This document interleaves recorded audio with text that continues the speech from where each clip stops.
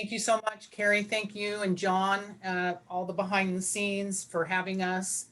I want to thank our team. Tia LaMontagne, she's in the Washington area. Rex Lamb is our sales manager for the whole independent side. And Jerry Gross is in Oregon and just Southern Washington, a very seasoned crew. So I'm gonna just start with a little bit of science and then we'll get into product. So soil is the interface, and we're doing fertilizer, but of course soil is always the connection, right? It's the interface between biology and geology. It's sort of the living skin of the earth. And the microorganisms are the digestive tract of the planet, if you will.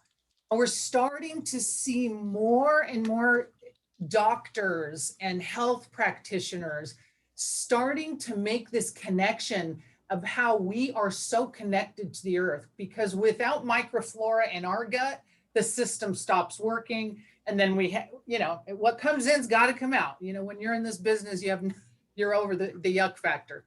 But all of these things are connected. We are connected to the earth in more ways than we realize. So we have on the left plant roots, and we have food and microbes on the outside of the root wall. The microbes are breaking that fertilizer down, making it available to the root and go through the cell membrane. And in our lower intestine, we have them both in our gut. We have the food and the microflora in our system. So we want to create a natural defense system for ourselves. And how do we do that? We have to have healthy soil in order to do that for the food that we're growing. So humans are affected by the environment, and so is soil. So there's that connection again. We're very connected to what's happening in the soil. So supernutrition creates resistance for stronger immunities. So the soil microbiome, or a set of living organisms within our gut, we all have a different microbiome. It's like a fingerprint, if you will, depending on our genetics, depending on the food that we eat. And so antibiotics is to kill life off. Now we know if we take an antibiotic, we know that it makes the system, hopefully it's going to kill whatever is making us sick, but it also makes our gut stop working effectively. And so we need things like probiotics to get our system up and running again. So when I talk about holistic, what do we mean when we talk about a holistic, looking at each garden and landscape as though it's a holistic system? We don't realize that we all have an impact downstream. We're affecting something along the way. And this is their future. Really, we've had it pretty good. And, I'm almost 60, and I think about 20-year-olds today and the challenges that they're going to have. So we do have a lot of work to do. And I would say that if anybody would make a decision, if any group of people could make a decision about shifting how we garden, it's the independent gardens. It's you. And it's really part of, I think, our future of the questions that we need to be asking ourselves. And so it's really time that we stop treating soil like it's dirt and treating it like this living ecosystem that it truly is. So soil has three indicators, three different principles, if you will, for soil health. You have the physical side of it, which we talked about last week. You have the chemical side, what's the pH? Is the pH high, or is it low, or is it balanced? We need to balance our pH, because if the pH is too low, there's a whole host of nutrients that might be in the soil, but they're not available to the plant. If the pH is too high, it's the same. There's a whole host of nutrients that are not available. So all of these systems affect each other. And then, of course, biology. Do we have the bennies or do we have the pathogenic? And the single most important way to improve all of these systems is through soil and organic matter. So so we talked about soil and the physical, the importance of soil structure, and the fact that in order to have soil structure, you really have to have the biology in the soil, because the bacteria secrete sticky substances, the beneficial mycorrhizal fungi secretes a glue, and all of those organisms secrete glues in order to create good soil structure, which also means if you're going to have life, you got to feed the life. And that's what we do with the organic matter. So you can see on the left, when it gets very acidic, how many of the nutrients get locked up. And you deal with that a lot in the Northwest. And so you have to lime, right? In order to raise the pH, we use lime.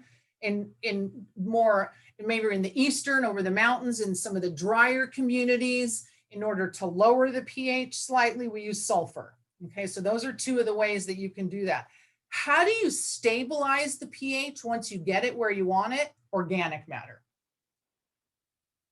So to make soil less acidic or more alkaline, materials rich in calcium, which include oyster or clam shells, some of these materials are starting to be harder and harder to get.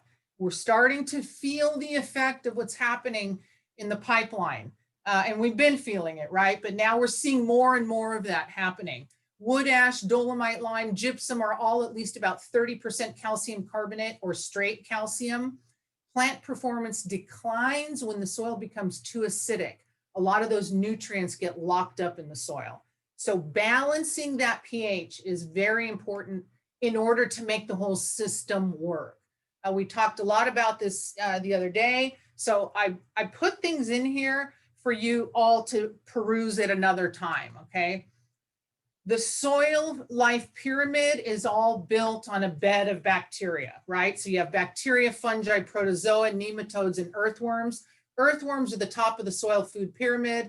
We know when we have earthworms in the garden, we're on the right track. Why? Because we're not using herbicides and fungicides and harsh pesticides, and there's food for them. So that's the reason for that.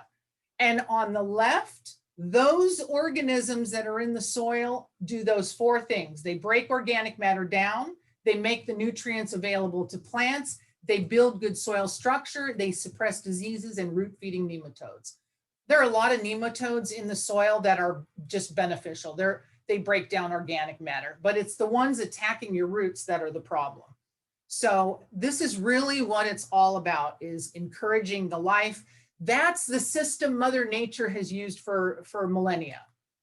The soil food web, those organisms we just talked about, this is what we're looking for. That picture in the bottom shows what good soil structure should look like. There's space between the particles, there's oxygen. And so that's really what we're looking for. Bacteria glue the particles together. The mycorrhizal fungi, the hyphae or the fungal filaments, wrap themselves around that tiny semi-stable soil aggregate, and that's what creates good soil structure. So plants think and react to their needs.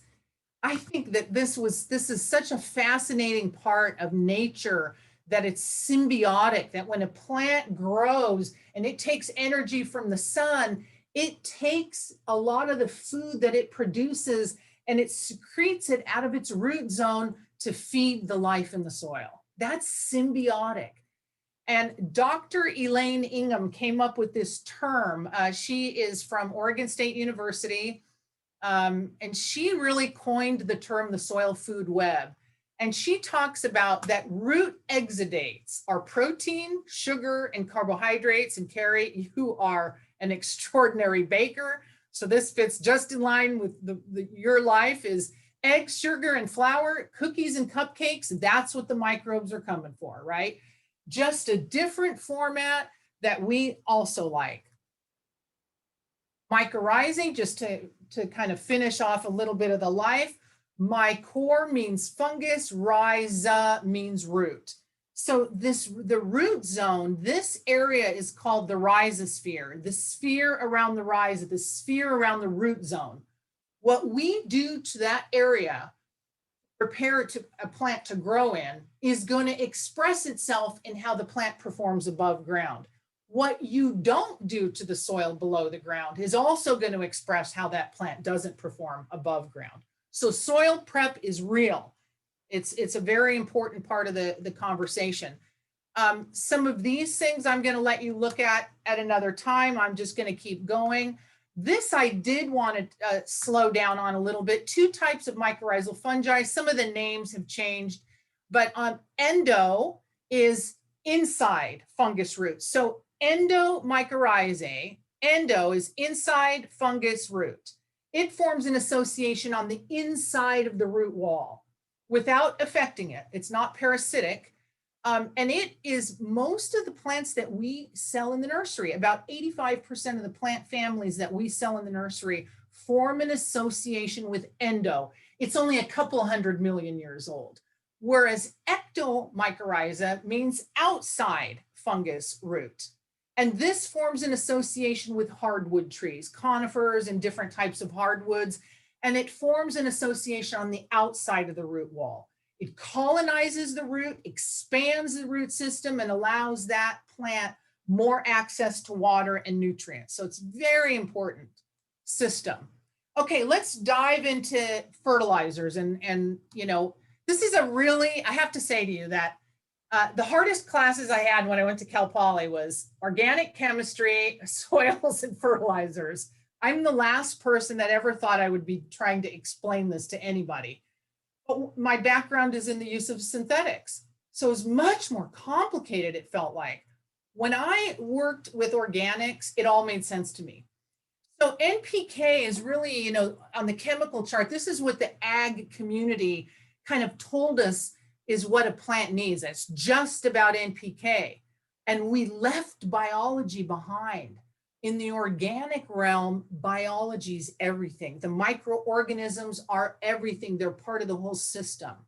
But just to go along with the conversation of NP and K, this is what plants need in the largest quantities, right? Nitrogen for green foliage, phosphorus for roots and blooms, potassium for overall health. There was an easy way of saying it was up, down, all around. That was some of the ways that people would describe these nutrients. There's a lot more information in this presentation that you'll be able to look at later. Nitrogen is key nutrient in plant growth, right? So that's, you can see when you have a 21-3-20, you know you're dealing with a synthetic, because most organics are really going to be, if it's a single ingredient item, like let's say fish meal, it might be 3-18-0.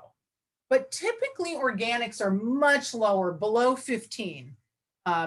Phosphorus is going to be important for rooting and establishment, and then potassium is for all around health. So it's up, down, all around. Potassium is always all around health, cold resistant, heat resistant, drought tolerant.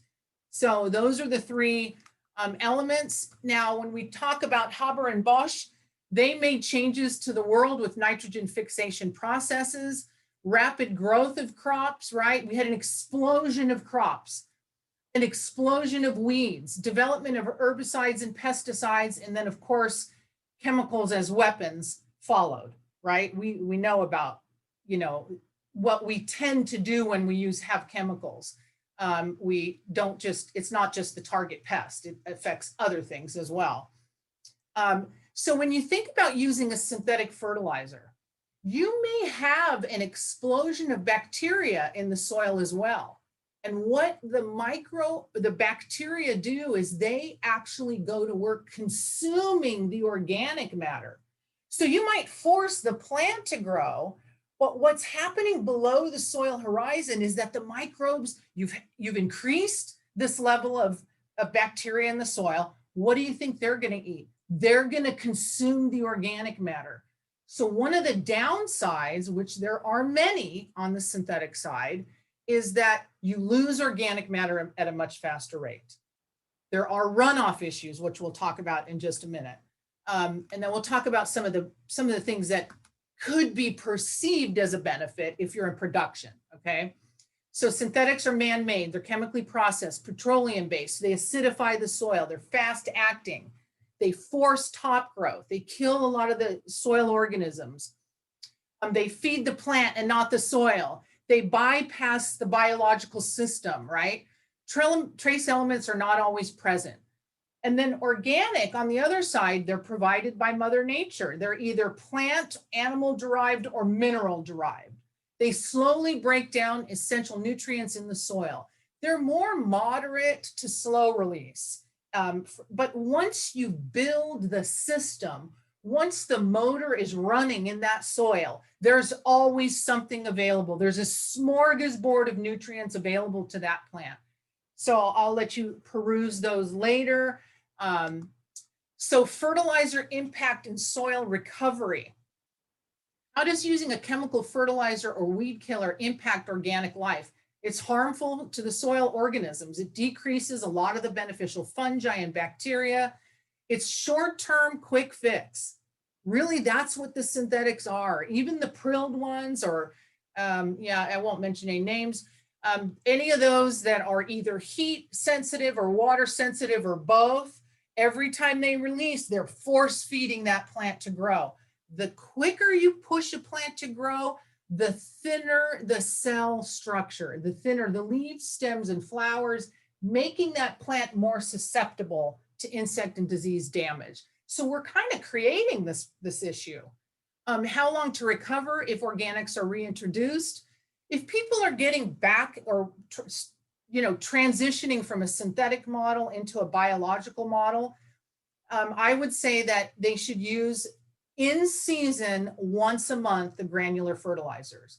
Once the system is functioning, there's lots of organic matter in the soil or fertility in the soil, then you can go about every 6 weeks to 2 months. Okay, you can extend that.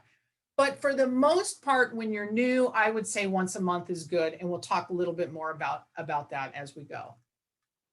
Oh, and I had some wrong names in there. I must not have saved my slide in there. I apologize. So nitrogen runoff issues in the Puget Sound, it's likely it's in most every waterway on this planet. With as many people as there are and as much as we've done with synthetics, lots, you can see all the soil erosion as well as the fertilizer erosion. That's all from nitrogen. And we know nitrogen and phosphorus, nitrates are bad for the waterways, but phosphates are also bad for the waterways. And that's why they're more controlled now through the Department of Agriculture, because phosphorus is roots and then it's bloom, right? It's both ends of the plant. When you have phosphorus in a waterway, you create the algae just blooms like crazy. All that oxygen gets consumed, and then you have massive die off in the ocean and in the waterways.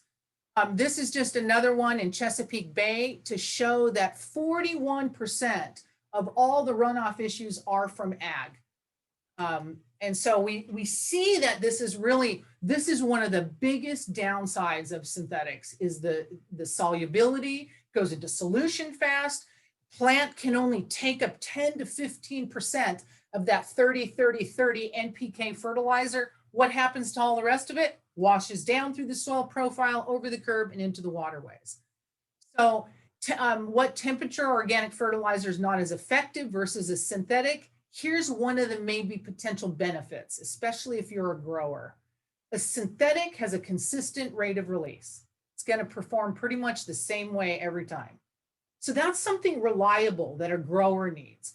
But in our garden, that's not something that's as important, right?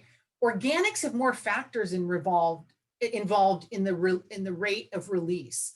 Warmer soil, faster nutrient uptake, right? Faster breakdown, faster availability. The slower it gets, the microbes are like us. They want to sit by the fire, have a little hot toddy. They don't want to work that hard. So when it gets to the soil temperature gets to be 45 degrees and colder, the system has slowed down. Plants and microbes are on the same growth cycle. When it's warm, they're growing. As it gets cold, plants slow down, so do the microbes, okay? Now, this slide I left in here, this was from a landscape program that I did, and I'm really trying to encourage the landscape industry to come back to the middle.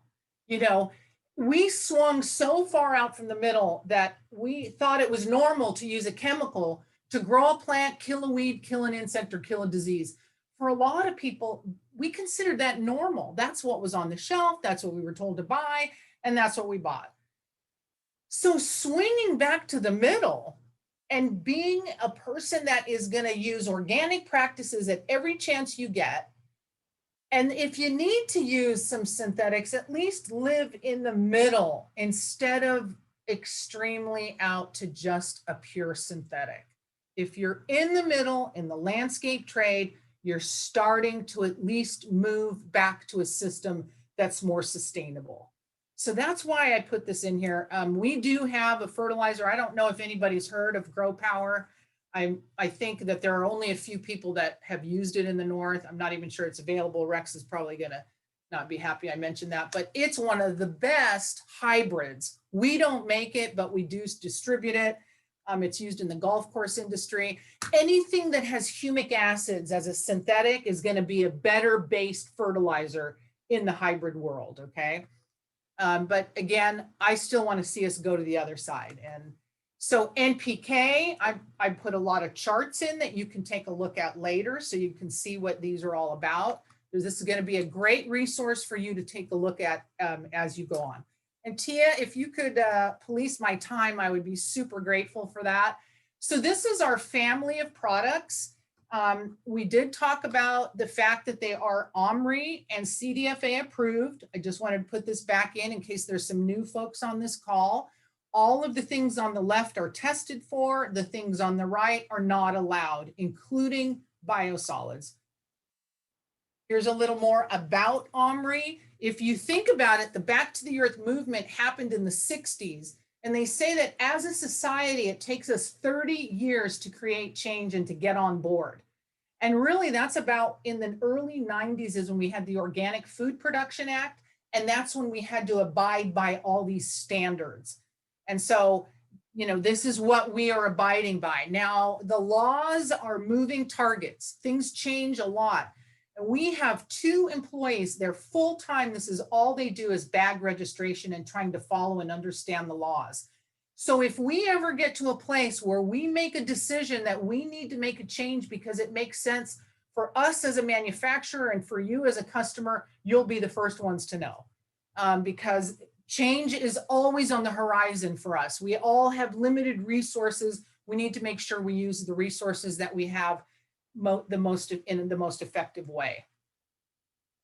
So GBO blended fertilizers, here's some commonalities. They're all dual certified. They're OMRI listed, which means it's approved for organic production. CDFA is California Department of Food and Ag. And really the OIM stands for Organic Input Materials. So anything that gets put into the system is regulated by OMRI and has to be approved and put on the list first. The granular formula is easy to apply during or after planting. There's fast and slow release to maximize plant need and performance, and it won't burn. Contains beneficial soil microbes and mycorrhizal fungi, people, pet, and planet safe. No GMOs. By definition, nothing that was grown genetically modified is allowed in an organic system, and you can make a plant tea with any of them. Plant tea directions are in the back of every fertilizer that we have. They are a little different, like bat guano has a less, it's so concentrated that you use a much less amount than you would, let's say, on an all-purpose, okay? So you're gonna wanna get familiar with some of those. I'm sure many of you are already. So if I was a person to do Cliff Notes, which obviously I'm a little long-winded on things, this would be the perfect Cliff Notes situation. So if you learn these things, they will apply to almost everything else that you're doing. Dried poultry waste, quick release of NPK.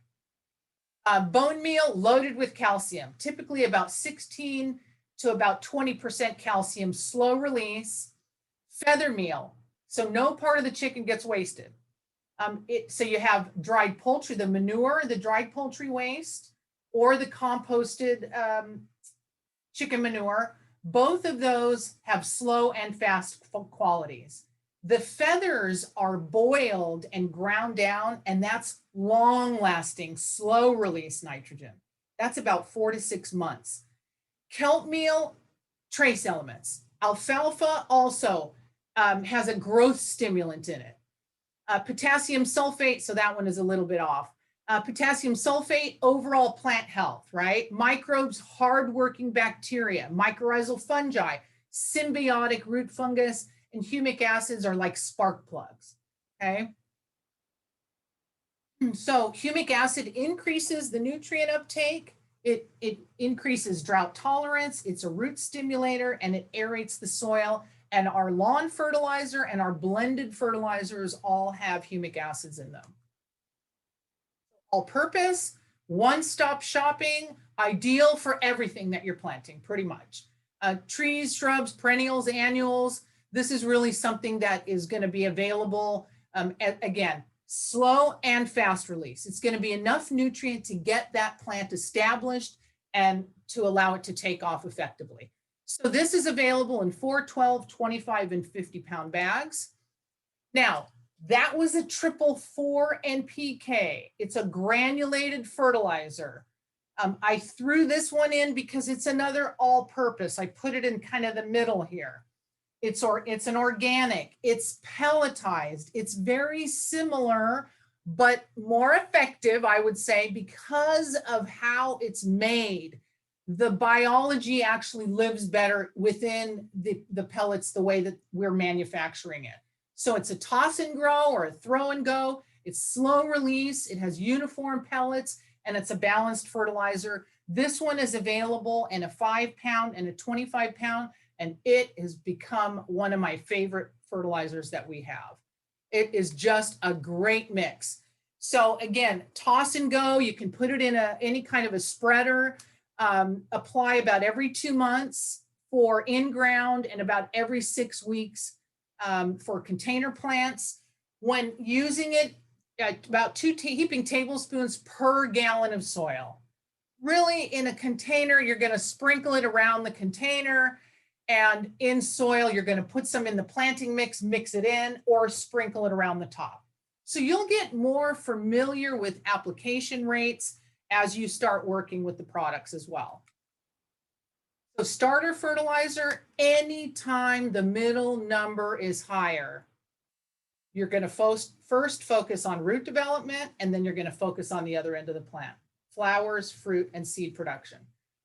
Pretty much every time you see a starter fertilizer or a flowering fertilizer, the middle number is going to be higher.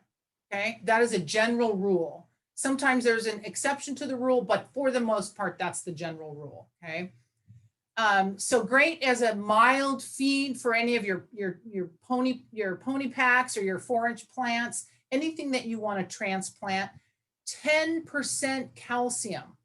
So strong roots, strong stems, strong fruit, everything about that plant is going to be sustained effectively. Let me go back. I didn't do the last one justice. Also 10% or 9%, I think this one has 9% calcium in it.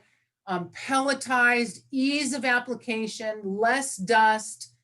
So this is really more of a specialty fertilizer, the way that it's created, okay? Also humic acids.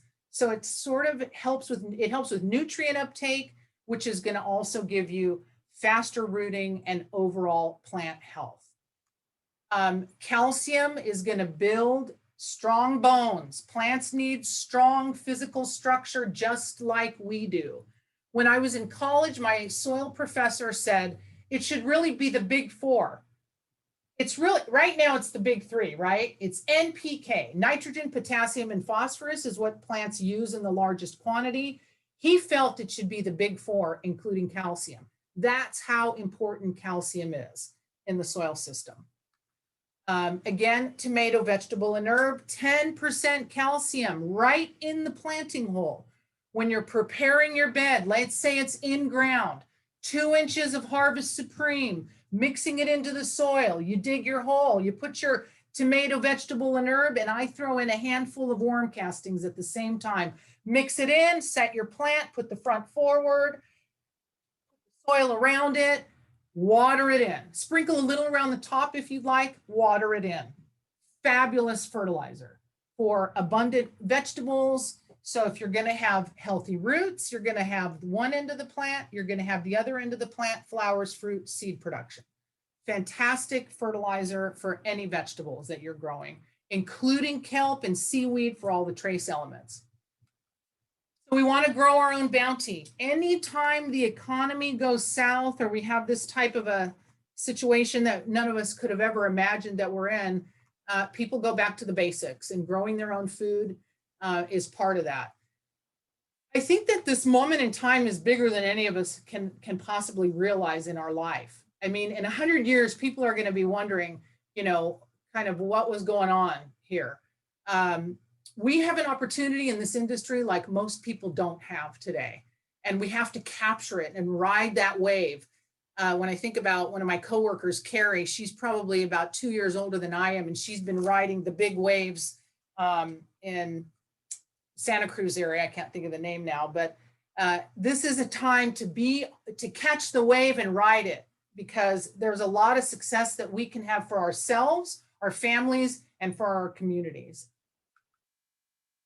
And so, okay, it looks like I have that in there twice. Oh, going the wrong way, that's why. So citrus and fruit tree, ideal for all fruit-bearing trees, grapevines, berries, nut trees. Grows more nutritious fruit. It has high nitrogen. If you notice, this was reformulated because of Rex Lamb, our regional sales manager. He was in the fruit business for years. Fruit, yes, we're from California, but he was just a pro with selling fruits all over the country. And he felt that we needed to increase the nitrogen content on this product, because a lot of our fruit trees, especially deciduous fruit trees, they lose their leaves. They need that nitrogen to push that vegetative growth. Also has 6% calcium in it. I always say to people, if you want to be fed by your fruit trees, then you need to feed them, and they need to be properly pruned, which you're all pros at teaching people about. Rhodea, azalea, camellia, acid loving. Remember, this is about half the plants that you're selling in the nursery. So blueberries, rhodies, azaleas, you know the ones. It's a huge plant category. So use this with the collateral soil, which is the GMB acid planting mix. And remember that planting mix is a 2-in-1 or a 3-in-1 actually. It's an amendment for the soil or a planting mix. It's a top dress or a mulch for shade loving and acid loving plants, and you can use it in larger containers. So these would go hand in hand, okay? Contains 2% sulfur to help acidify the soil pH. This is available in all 4 sizes. This is my place up in Castle Rock, Washington. I think this roadie name is, her name's Christine, and she's about 35, 40 feet tall. And you can see on the right that now the lighting's a little bit different, but I started fertilizing and mulching. And you can see how much darker the color is on the color of the foliage as well as the flowers. So the stuff works. Grows in flower. And by the way, if any of you have garden groups, I was supposed to do a convention for the Rhodea Society. And instead, because we couldn't meet in person, about 6 different chapters all over the Oregon area all came together, and I did a Zoom program for them. I can do programs for you if you need a speaker, and would be delighted to do that. So I just want to share that with you. So I've spoken to hundreds of Rose Society groups over the years, and I remember when pretty much, for the most part, 99.9% of them used what I call the hard drugs, the synthetics. And it is incredible to see how many of them have transitioned. Now they show roses, so they live in that hybrid world that I was talking about. And they only bring out the big guns when they have to. That's as a last resort. Always try and use the things that are the most nutritious and that work with the whole ecosystem as a holistic system, okay? Now, rose and flower fertilizer, the 2 key ingredients are alfalfa meal, which has a potent growth hormone in it, triacontanol, which we'll talk about, and then bone meal, which is rich in calcium and phosphorus for strong roots and strong bloom. This comes in all 4 sizes.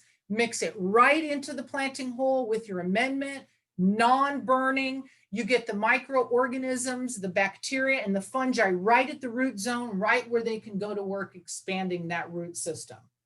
So fantastic for any flowering plants, not just roses. And we do have a few choices. So you have options. If you were to run out of one, you have other options that you could use, okay? Bud and Bloom Booster, notice how high this one is for pushing flowering. It's lower in the nitrogen. Have you ever had a customer come in and say, now just going back to tomatoes, my tomato plant is 6 feet tall, it's beautiful, it's gorgeous, but I didn't get any flowers, which means I don't have any fruit. What happened? Too much nitrogen, not enough phosphorus. So this is where you want to, this could be used on veggies as well, right? Because you got to have a good flower set in order to have a good bloom set. So all flowering plants, fast release, and high in phosphorus. All of our fertilizers, as I mentioned before, also have humic acids in there. Humic acids are, it's from leonardite. It's the most highly concentrated form of humus in a concentrated form, if you will, okay? And I have some really good slides on that I'll share with you. Lawn fertilizer. I want to sing roll out the barrels, but roll out the green carpet, right? I mean, this is really what we need to get people using is organics in their lawn. It's an 811 NPK, has no herbicides, so really it could be used on the trees and shrubs surrounding your plants or in the nurseries. We have nurseries up in Tahoe that use this in the nursery. They just broadcast it over the beds just to give plants a little perk when plants look a little bit tired, because it's an 811. Again, low in phosphorus, low in potassium, and a lot of that is regulation is through because of the ag department that we have to be in compliance. This fertilizer is used in the agriculture, on golf courses. So the golf course industry is starting to wake up, especially some of the highest end, and they're using more and more organics in their system. So this is a great, beautiful green, not that artificial blue green that you get with a lot of the synthetics. So it's ideal for warm and cool season grasses, even bamboo. Remember, it's a grass. New lawns from sod or seed, and also established lawns. I'll show you a picture of my lawn later. Could literally use when seeking a high nitrogen fertilizer. I'm just saying, it's not a weed and feed. There's no herbicides in there. It delivers fast and slow release. Remember, the dried, dehydrated poultry manure is fast acting. The hydrolyzed feather meal is slow. So it feeds up to 3 months in the soil. It's safe for our kids and our pets. And let's face it, people consider their pets their children. No harsh chemicals on their feet. I take my shoes off. Sloggers are my favorite garden shoes. Every gardener should have those. I have one at the front door, a pair at the front door and the back door. Because I'm in the soil business, my shoes come off at the door. Most people don't think about that, and they're walking through their lawn and they're bringing all that stuff into the house and onto the carpet. So these are just all little things that we need to start thinking about. This is available in an 18-pound. It covers 2,000 square feet. The 40-pound covers 4,200 square feet. Love this lawn fertilizer. Again, here's something on humic acid. It retains water and nutrients. It loosens and improves the soil. It's like a spark plug. It's an activator in the soil. It helps balance the soil pH. It minimizes transplant shock and enhances root development. So it's from leonardite. So you'll see that on the labeling as well.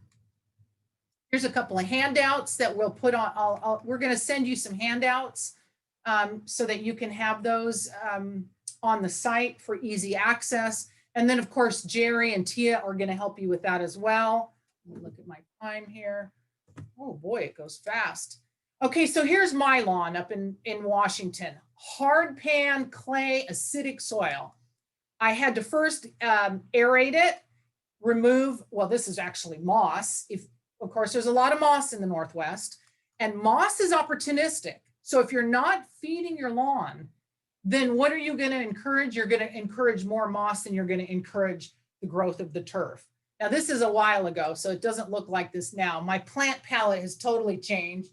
All these trees are much larger, but you can see what I wanted to show you was my lawn. This is all from organic. No synthetics were used. It was really changing the physical structure of the soil, right? I had to aerate it, get oxygen in that soil. I had to put some lime in it to raise that pH slightly.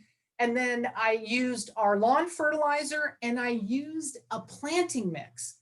So it shows you that you could use soil building conditioner to top dress the lawn if you wanted, 3 cubic foot bale, so it's a good value.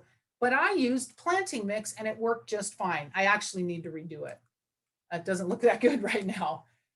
Okay, let's look at simples. So what do the numbers mean? Here's another way of looking at it, right? Nitrogen greens up the plants, just think up. Phosphorus reaches down to the roots and it also goes to the other end of the plant and it produces bloom. So it's both ends of the plant, right?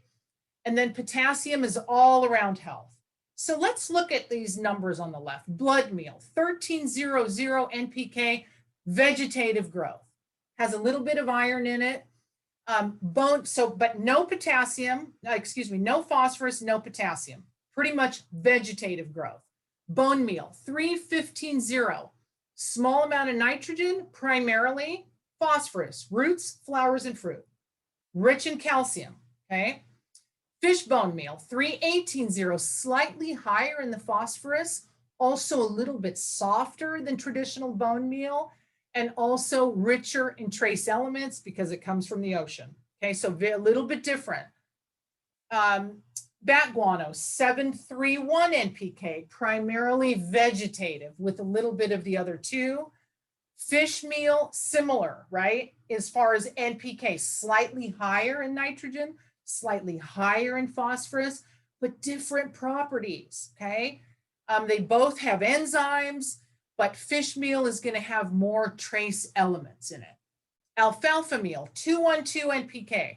Just because the numbers are low does not mean it's not effective. That is a misnomer because we're working with nature. When you work with nature, you build biology. When the plant grows, it has a thicker cell wall, thicker stems, leaves, flowers, minimizing insect and disease attack. Synthetics do the opposite. They kill more, yes, they force the plant to grow, but the more biology you kill off in the soil, the less good soil structure you have. And also when you force feed the plant, now the plant has a thinner cell wall, thinner leaves, stems, and structure, which makes it more of an attractant to insects and disease pressures. Okay, so those are some of the things to really think about the differences. Kelp meal, 0.6, 0.5, 2.5, rich known source of potassium. I could actually blend kelp with any of these top 3 fertilizers that don't have potassium in it. And then I would have NP/NK. So these are specialty items. Typically, the #1 selling fertilizers are going to be your blends, okay? They have everything in there. But sometimes you want to make your own blend, and sometimes people make their own recipes. So here's more of a chart on nutrient deficiencies and what the cures are. I thought this was a very cool chart to use. Now, I'm going to go through some highlights on some of these things, okay? And you can look at this again later. So I'm going to go actually to the next slide. Triaconitol is a plant growth stimulant, and it gives early breaking of dormancy. The root system's greatly increased. The roses will have thicker canes and more basal breaks. That's new growth emanating from the bud union. It's the ticket for increased vigor and flower production.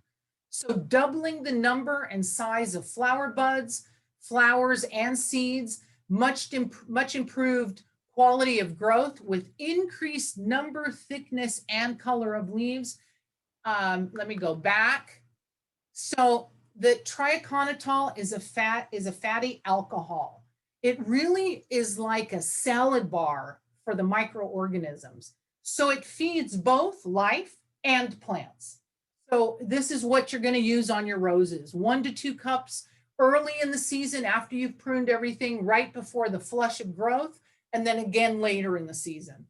I'm going to work on a kind of a plant feeding guide, and we actually have one. We'll add that into the list. So I'm going to send lots of more information that you can peruse with your staff or on your own. Kelp meal. Now, They're also vegan.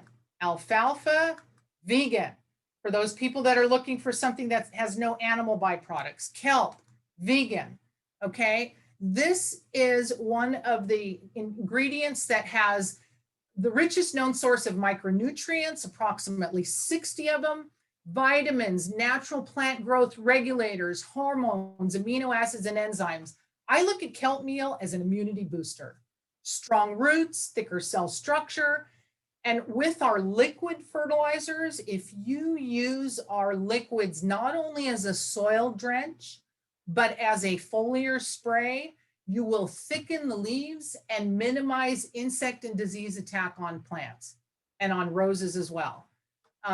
So chelated nutrients, faster acting, allows the plant to utilize all of the nutrients in the soil, rich in potassium, so it improves all around health, cold tolerance, disease tolerance, for light frost, not a heavy freeze, but light frost, it's going to minimize that, and it's going to maximize the health of the plant if you're in drought conditions. Why?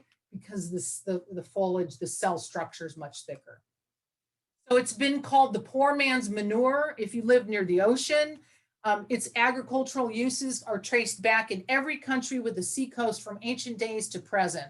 And of course, it is also used, the algal, which is a component, is used in cosmetics and pharmaceuticals. So there's a rich, deep history with kelp and seaweed. Soft rock phosphate. I think this is one of the most underutilized products that is on the shelf. And it is very different source of phosphorus than fish bone meal or traditional fish bone meal because it's a mineral. Now, this shows 020, but it's truly up to 30% available calcium. It's very slow release, so you want to use it with compost, with something that's more acidic to get it to break down. Use it in your raised beds, use it in your tomato plantings, use it for in-ground planting, and it lasts the entire season.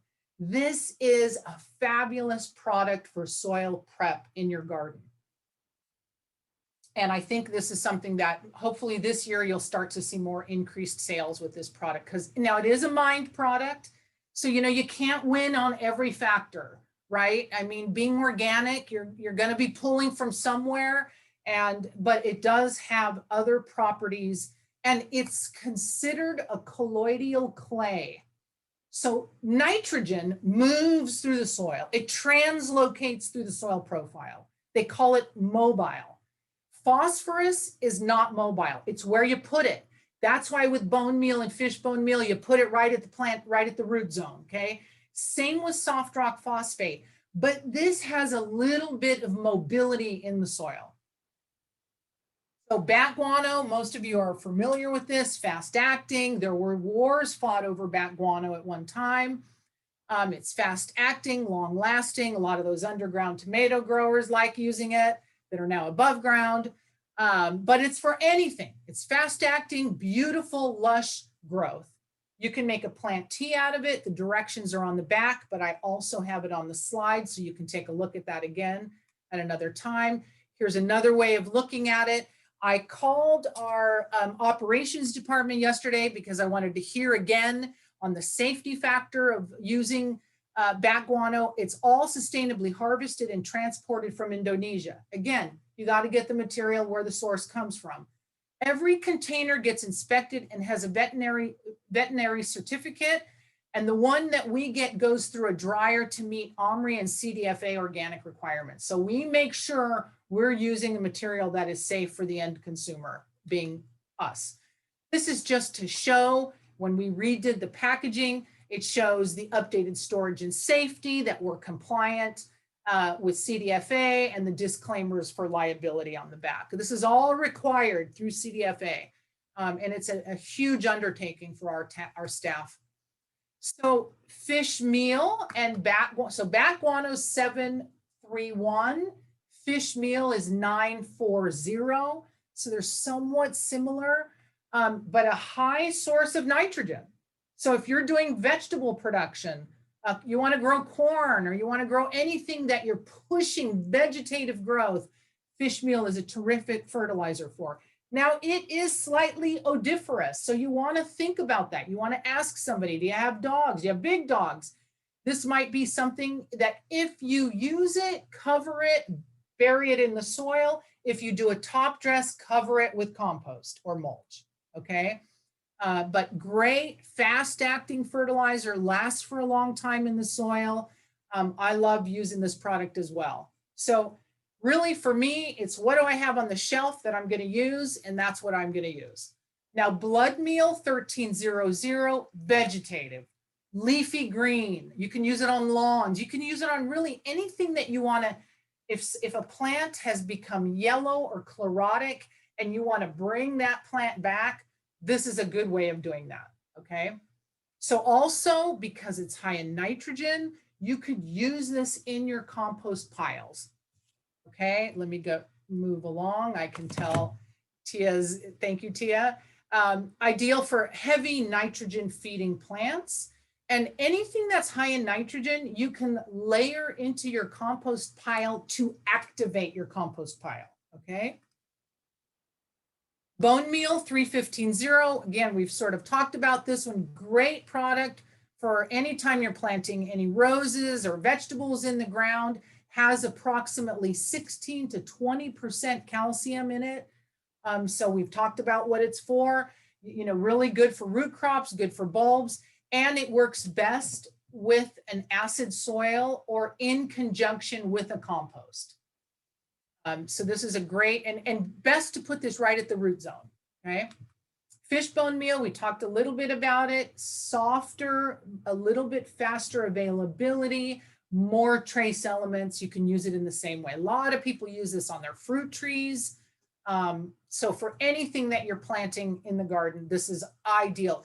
So you could even use just a pinch of this in addition to your tomato, vegetable, and herb. If you have a lot of issues with blossom end rot in your soil, the blossom end rot is from the cell wall being so thin on the tomato that the actual tomato is collapsing. The cell wall is collapsing into the tomato when you get that black spot. So a pinch of this or traditional bone meal with your tomato veg will minimize that and should control it. Again, more directions that you can take a look at are liquids. So these liquids are, this is one of my absolute go-to materials that I use with everything that I plant. It's fish, molasses, and seaweed. It is not a fish emulsion. A fish emulsion is made at high heat. This is a cold enzyme process, which means all of the oils, vitamins, amino acids are all still intact in the product. So very different product. It's fish-based liquid. It has a low odor to it. It's not as foul as fish emulsion is. Excellent flowability. So you could use this through a drip irrigation system or through a hose end sprayer if you wanted to. It's stable in the bottle with minimal separation. Sometimes we've had a few issues here and there, but for the most part, not. Ocean-going molasses is rich in potassium. And what does potassium fight? It's NPK, all around disease resistance, okay? So molasses is a strong carbon source. So molasses, the oils from the fish, the vitamins, the hormones, all of that becomes food for the life in the soil. So the biology is fed at the same time that the plant is fed. So that's dual purpose. You're feeding life and you're feeding the plants at the same time.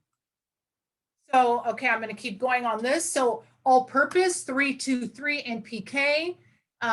This is something that you can use 2 tablespoons per gallon in a watering can. You can use it in a hose end sprayer. I like the little hose end sprayer that I can attach to my hose. I'm a Gilmore girl, not that kind of a Gilmore girl, but the kind that where you can get the good hoses that coil properly. You can use that hose end sprayer and set the nozzle the way that you want to do foliar feeding. So this is one of my favorite fertilizers and for our entire staff as well. You can use it as a soil dredge through a drip irrigation. You have to bleed the line afterwards by running water through it. You can use it as a foliar spray. Here's the one for high grow. They call these stage specific when you have a high growth or high bloom. And believe it or not, getting a 4 on a liquid fertilizer is high for an organic. We can't manufacture it and raise it like you can with a synthetic. We have to take what Mother Nature gives us and maximize it. Sorry, the all purpose on there is incorrect. I just noticed that. It's amazing how glaring it is when you're presenting. But this is a 402 NPK. I apologize. Oh, it's on all of them. I apologize for that. So here is the high bloom. It's a 131 NPK. Remember, keep in mind, when you're going for having a lower nitrogen is fine because your focus is to shift towards flowering. You can see it on the bottle. It's a 131 NPK. Again, 2 tablespoons per gallon. A fabulous product. Use this in conjunction with your granular fertilizers. Use it as a transplanting fertilizer. It's mild enough to water in your plants when you first plant something. You know, I remember B1. I always used to say, well, B1, I would rather use something like this that has all the trace elements in it from the seaweed. This is a much more effective transplanting fertilizer, hanging baskets, anything that you really want to maximize flowering and beautiful vegetative growth. Here's a little bit on foliar feeding. Remember, when you foliar feed, the key is, see, old-fashioned liquids, the particulates were too large and they would clog the emitter. This has a much smaller particle size, so it goes through an emitter easier. But the particle size is key. The finer the mist, the easier it is for the plant to absorb it. And timing is critical. You want to do it early in the day or later in the day. You never want to do it at the hottest part of the day. Here's a little bit on the stomata, the openings. Those are the little openings on the leaf that open and close that can take on the nutrients. So we feed, this is from Tammy. She was in the pet industry for a long time. And she said, hey, we feed our pets quality food. We need to start feeding our gardens the same. So I thought I'd put that in there. Here are a few displays. I'm going to get ready and wrap it up here. Some beautiful displays. You might recognize your store in some of these, but these are just really exceptional. Sorry, they're a little bit grainy, but just to give you some ideas, these are some new end caps from this year. Some are from last year, but you can see they're just beautiful. There's that wall of fertilizer there, and there's where all those liquids are, right? I mean, people have, this is an outdoor soil deck with the signage up on the top on the wall. Here's a new Hortline display that was just done by one of my coworkers in Humboldt. This is from an account in more Northern California as well. Here's something that we are not doing right now. We are not donating any product. But when we are able to, again, we will do good work, because right now we got to make sure we keep you in stock. So it's been a little bit hard for us to not be able to give, but just to show you, this was a hospice garden that we donated to. These are board members and volunteers, and we shadow them by supplying product. So this is something I wanted to just mention, is reviving the role of mentorship. This is such an amazing group of people. And I was mentored by people at a very young age that made such an impact on me, that saw something in me that maybe I didn't fully appreciate or fully have the confidence in at certain times in my life. And even now, there are times in my life I think, do I still have it, right? We all have to dig deep to continue on. And the younger generations, you can mentor us as well. But I think this is something that we really need to look at again, is this role of mentorship. Here are some of the traits to continue to develop: expanding our awareness, paying attention to what's happening around us, checking in with ourselves. Are we present? Are we really connected to ourselves and to the people that we're working with? Are we connected to our staff? We always, I did talk about this last time. If I sound like I'm an aunt, I have no children, I've never been married, just think of me as an aunt to the industry. But there should never be idle hands, heads, or hearts in a nursery. There's always something to be done. Also, I feel like we all need new brooms. If you ever go to a nursery, there is very few brooms that are up to par. So keep our brooms intact so that we can keep those hands busy. Mentoring, common sense, let's use it. People are suffering. There's a lot of suffering going on in the world. We are going to be a soft place between big business and nature. We're that in-between ground. So there's a lot that we can make a difference in. This book, Carrie, I have a signed copy I'm going to send to you and your husband. Do I have it upside down? Kiss the Ground. This is a really fantastic book, and it's also a film on Netflix. And then The Need to Grow. We were involved in some capacity, whether it was either money or product. This is the little town of Castle Rock. These are the gardens that are just fabulous from Nancy Chenault. She's headed it up with all the people in the community. That's my mom. She's soon to be almost 90. She'll be 89. She's the most important garden that I'm sustaining. I am the age that my father was when he died. So, you know, you want to make an impact in your life. This is the America in Bloom. This is the landscape that when you come into town, a little more. This is some of the nutrient cocktail on soils that I wanted to add in that you can look at later. Here's something on worm castings, on the tremendous impact on worm castings. I'm almost done. Here's the worm castings, some other ideas on there, how to make a plant tea. Here's another one of my my little script. Didn't turn out as well as I would like it to.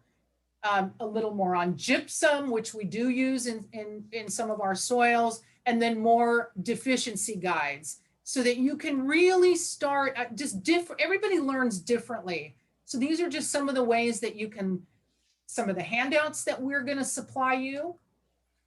And then this is the counter card where people can use to sign their checks or to figure out how much product somebody needs. And I'll go back on the slide. And I think I'm 4 minutes over. And I want to say this. I want to say that thank you all for your time today. Thank you for your business. Thank you for trusting in Kellogg and knowing that we are really a company that does care. I've never been more proud of Kellogg and what I've seen us accomplish since last year with more product on the ground, more product in the bag. I mean, you know, we hired at least 30 people that I know of in our operations department. That's a big number of people. We are committed to doing a good job for you. So thank you for your time today, and I will stop there. Okay. Giselle, thank you. That was an excellent presentation. Again, opened my eyes of what different fertilizers can do. And I know that you mentioned that Jerry and Tia are out there, and you know, they service the NNBA members. So, you know, members that are on here or are going to watch us later, please reach out to them. They are very knowledgeable as well, and they have so much that they can share with you with handouts and everything else, and we'll have some more things available here at NNBA. So thank you, Giselle. Thank you so much. And I just one last time to mention that Jerry Gross, his son, did some wonderful videos that you could put on your own websites. And he might even want some work if you need flyers done or anything like that. He's very talented. And these are beautifully done videos. I just wanted to mention that as well to support my teammate. Yeah, thank you. So thank you again, Kellogg's Garden Products team. And again, everyone, thank you for attending, and reach out to me or anyone on the Kellogg's Garden team to get some more information. And thank you for coming.